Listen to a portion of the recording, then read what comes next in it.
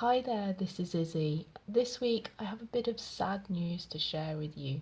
I've lost 3 orchids recently, and whilst I've learnt things from losing those orchids, I still am quite sad. But hopefully, these lessons learned will be useful for me and possibly for you in the future. So, first up, we have Unkaku, Neofinetia falcata, variant Unkaku.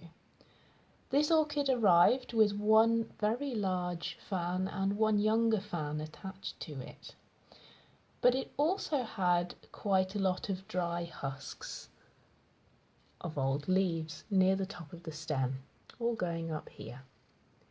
And quite shortly after it arrived, whilst I was repotting it for the first time, one of the lush green lower leaves fell off unexpectedly.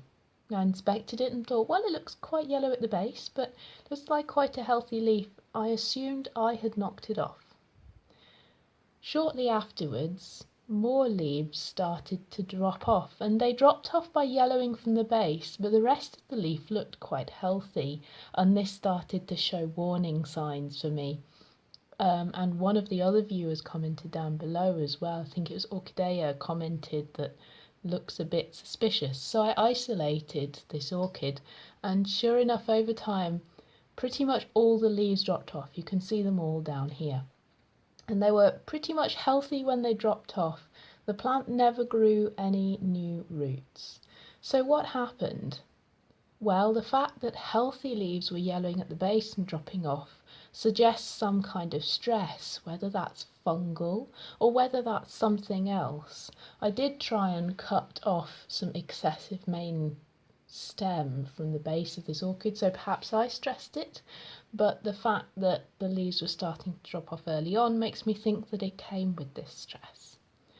Suggests that just some orchids, unfortunately, when they're stressed, that means that the whole orchid's going to die. So even though the plant looked quite healthy when I got it, we've had to say goodbye to it. So goodbye, Neofinetia falcata Unkaku.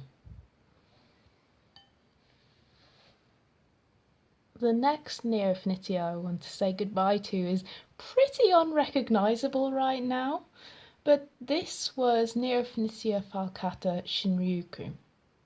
Now, there's a very obvious lesson here. It arrived in a terrible state. It arrived with 3 leaves, as you can see, and the stem shows evidence that a lot of leaves had dropped off this plant already. It had basically no roots, and the root that it did have wasn't healthy. So I think this plant would have been very hard to resuscitate either way. It was coming from a very bad place. But unfortunately, it has sadly departed. Goodbye, Neofinetia falcata Shinryukou.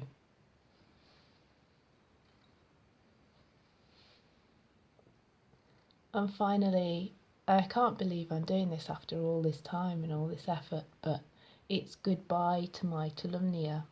My Tolumnia flowered for me within the last year, but I think that was a bit of a last gasp. It had been struggling since I rotted the roots off, and just didn't know how to care for this plant. So there's quite a big lesson here about knowing what you're buying before you buy it. To be honest, when I bought this plant 4 years ago now, I didn't know very much about Tolumnias and orchids on the drier end of the spectrum, full stop. So this one was a big learning curve. I've learnt a lot about rehabilitating sick orchids, about ICU setups, about sphagnum moss and how it encourages root growth, and just about general shock to orchids. But after many attempts to get this orchid to regrow, and after even growing a small shoot this year, it is sadly time to say goodbye to my Tolumnia. Goodbye, Telomere. You've been very, very helpful to my other orchids to help keep them alive. That's it from me this week. I hope that in dying these orchids have kept alive several others of their fellow plants. I've certainly learnt a lot, but I'm very sad to see them go. I'm sad to see you go as well.